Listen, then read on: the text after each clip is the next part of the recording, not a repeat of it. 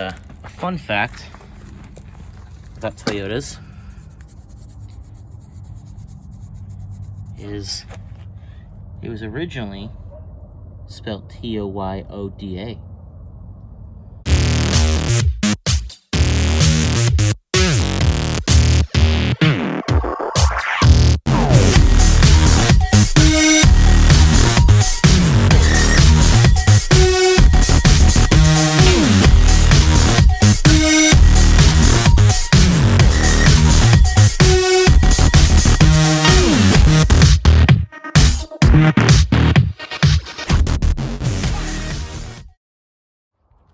Welcome back, guys, here for another video, and today we're working on the school car. I've got some videos about this in the past. Project Daya, still Project Daya. All the things have happened. I've been thinking about ways to make, some side income.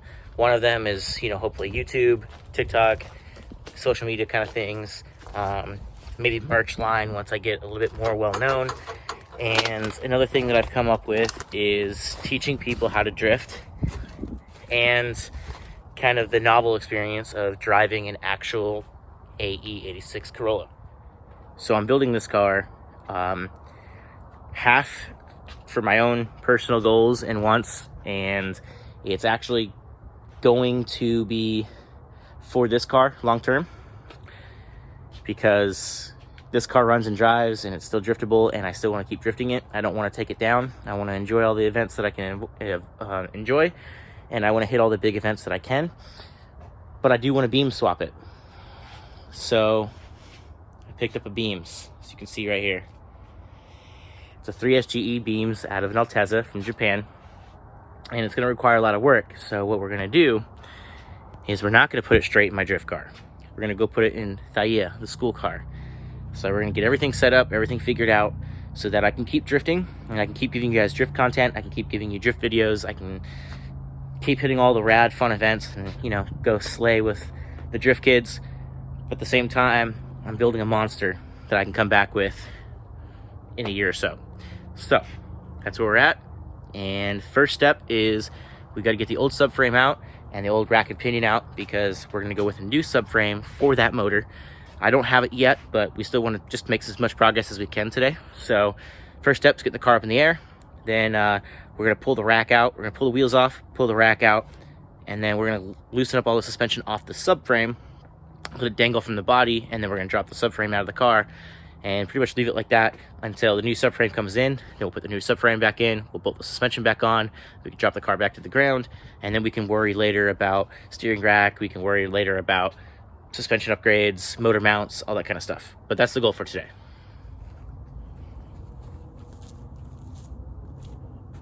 So first things first, I'd like to thank Red Bull Energy. They are not a sponsor of mine yet, but I'm pushing for it because I drink a lot of their product. Their product keeps me going on a day-to-day basis, and they are behind everything I do. So Red Bull, please sponsor me, or send me some merch, or some banners, or some logos, or something, some stickers that I can plaster all over my shit so I can keep promoting you guys, because it's fantastic stuff. It tastes delicious, and it gives me fuel.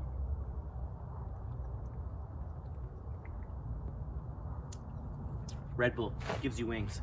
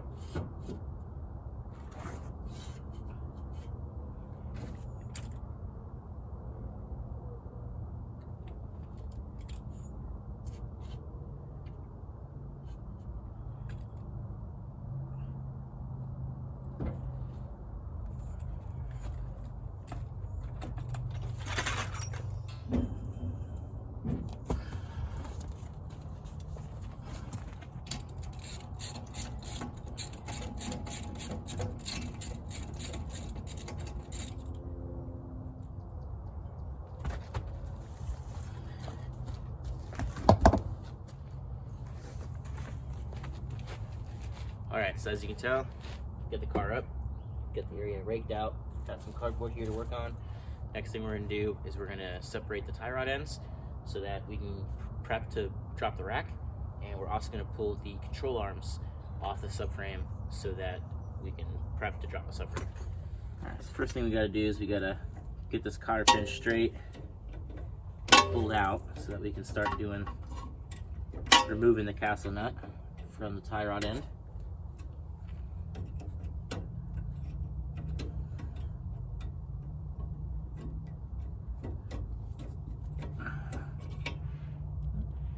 Almost had it, and then I let it go. As you can see, cotter pin is out. All right, so now we got 17mm socket here. Just gonna go ahead and loosen the castle nut. Now, if memory serves me right, these were never like super tight. I think I did this just so I could steer the car around. So it should come apart relatively easy. I forgot a hammer, but ratchet did the trick. So we don't lose it, I'm gonna go ahead and put the castle nut back on the tie rod end. Like the other side, we're gonna go ahead and put our castle nut back on so we don't lose it. And now we're ready to pull the rack. All right, so just like the other side, we're gonna go ahead and peel back this cotter pin. Get that in a workable position where we can pull it out.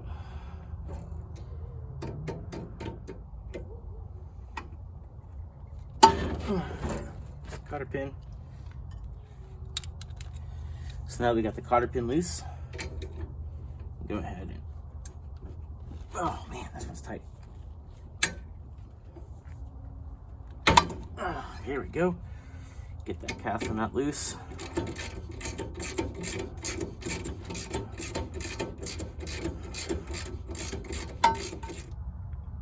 Sometimes these are really hard to get out.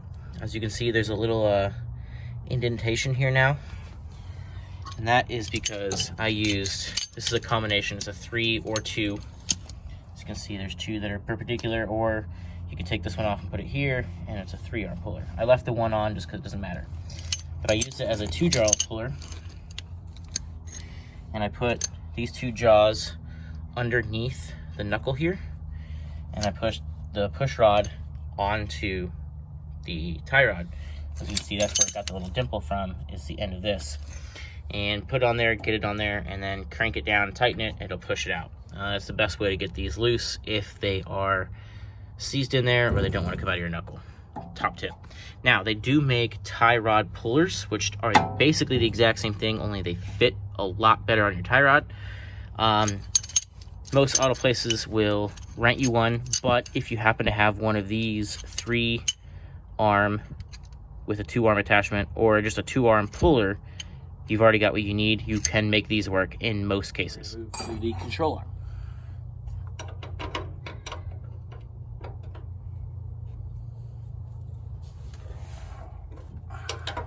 Now, unfortunately, it's in a really bad position because of where the rack is, that we can't really access it with a socket. So we're gonna use a wrench. Ow, ow, ow, that hurt. Oh, don't have a hair bun. Yeah, don't have a man bun. I work on cars. It gets caught on shit all the time. So there's a little bit of an issue here. As you can tell, I got the bolt out, but it's sitting in the rack. Now, I'm taking the rack out anyway, so it's not a big deal. But because I put this car together really quickly just so it would roll, I think I put the bolt in on the wrong direction. Pretty sure the bolt should be on this side of the hole, and this funky nut should actually be on this side, so you can pull it out. So learn from my stupidity. I did this really quickly to get the car just on suspension so it would roll, so I could get it in the side yard here. So since we're doing it, no harm, no foul. I'm taking the rack out anyway because we're going manual rack, but that's a no-no. Don't do it that way. Make sure the bolt comes in from the front and the nut goes in the rear if you're working on 8.6. All right, in the case of the rack, we've got a bolt here and a bolt here and a bolt here. A 4th one comes in from the bottom. They're all 14mm bolts. We're gonna go ahead and crack those loose right now. Because it's most difficult to get to, I'm going to start with the one on the bottom. That way I can do the rest from the top.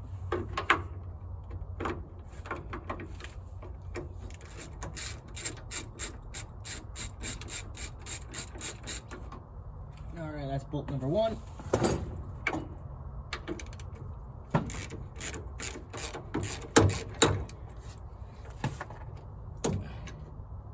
Bolt number 2.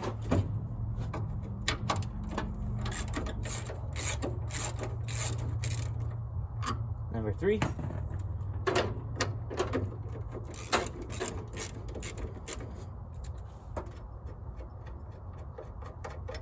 And bolt number 4.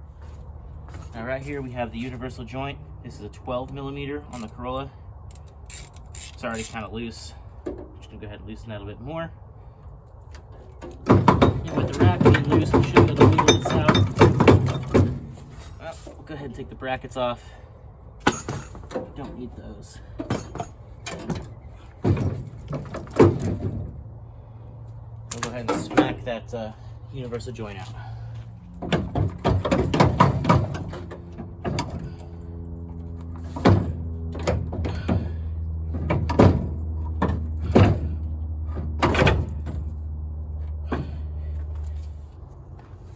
Alright, so as you can see, we almost got the rack out.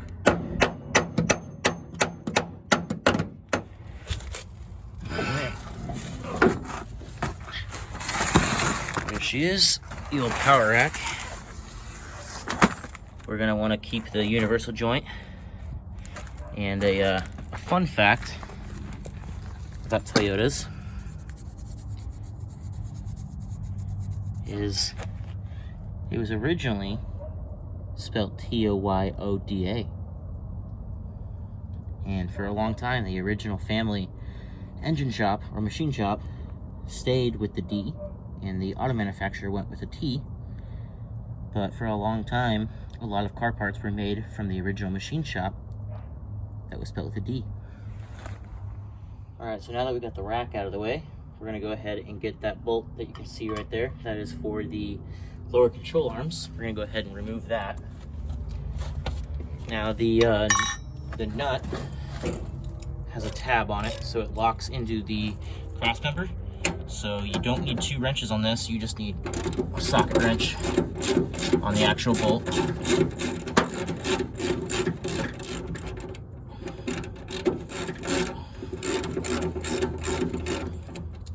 There goes the nut. You see this has got that tab on there, so it locks into the cross member, and that's why you don't need a wrench on the other side. But now that we got that loose, I'm going to take a wrench here. I'm just going to use it as a pry bar to get it started. And then usually you can twist them or smack them with another wrench, like what I'll do right here.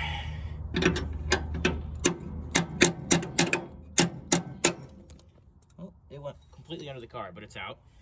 And now we can get our control arm down.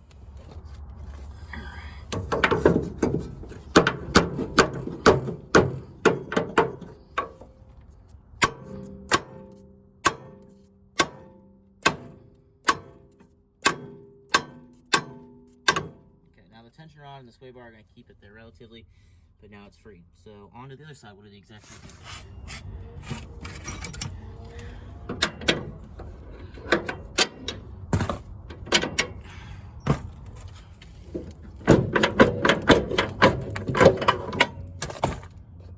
Alright, so the next step is those 2 bolts need to come out, and those 2 bolts on that side with the little silver prongs, those need to come out. And the subframe should drop. So we'll get into that right now. All right, we gotta get those bolts out.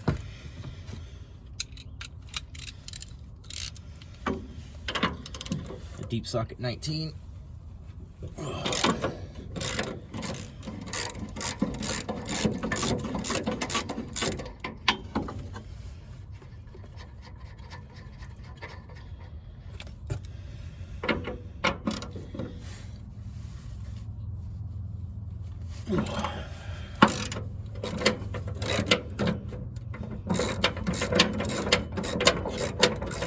I like to leave them with a couple threads so we can kind of hit the cross member and get it loose before we actually take it down. Now it's time to do the other side. All right, and again, same thing on this side.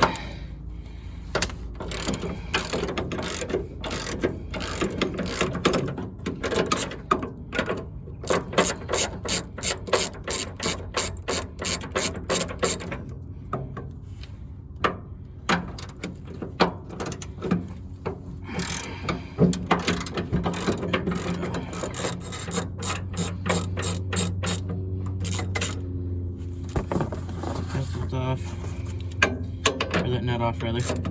Now right now it looks like the suspension links are kind of holding it up there. Normally when you move a subframe, I guess the control arms wouldn't be there, but in this case we're not taking them off, so there's no harm to leave them there for now. And it's kind of taking the weight of the subframe for us. So I'll go ahead and take the other two nuts off, and then we'll drop it off.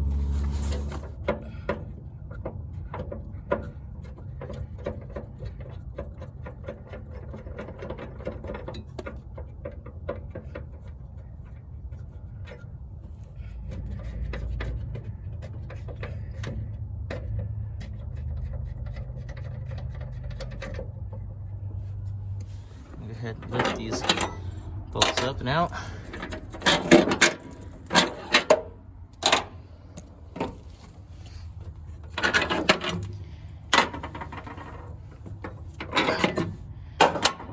Should be able to get a couple good kicks and get it out.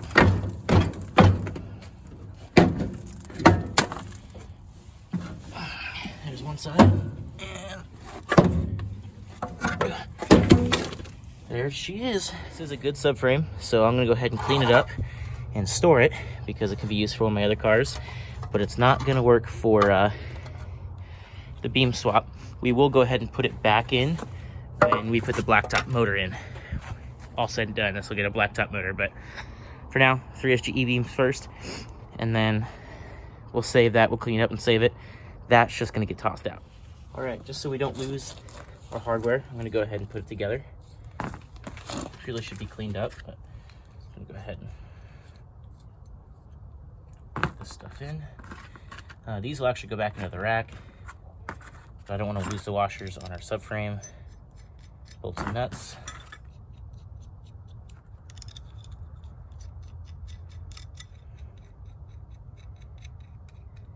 This is our control arm bolts. These are our subframe bolts. These are the bolts for the rack brackets. The one has threads on this side, so we'll go ahead and put that bolt in there so we don't lose it. Actually, we'll use the cleaner one. And then the other three are going to go in the subframe. So I'll bring the subframe over. Since it goes on the top, clean that bolt out a little bit. Just get a couple threads in there, that way we don't lose it. This way, you're not looking for them later. They're right where you want them to be, right where you need them. And we're gonna go ahead and get this stuff cleaned up now. I'm gonna pull this universal joint off, but I'm just gonna spray everything and clean it so it's easy to work on. I mean, even though I'm tossing it out. And then this is a before of the subframe and the rack brackets. So it's before and time to pressure wash it.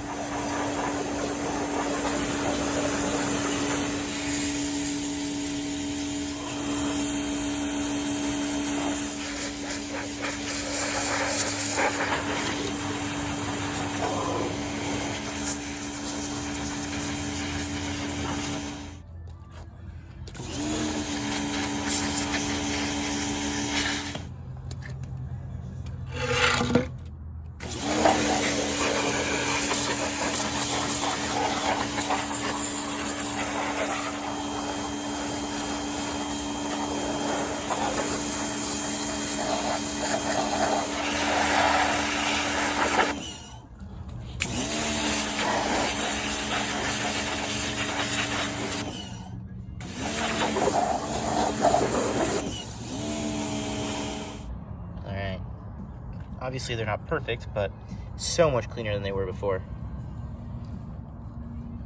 All right, so we got done what we wanted to get done.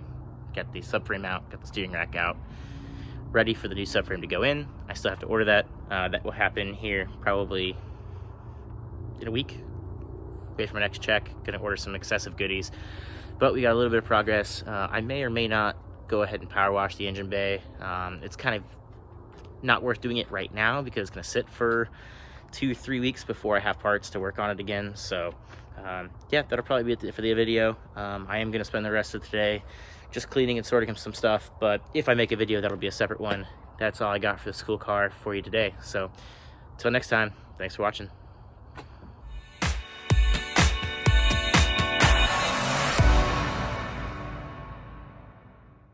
Hey, seriously, Red Bull, hit me up.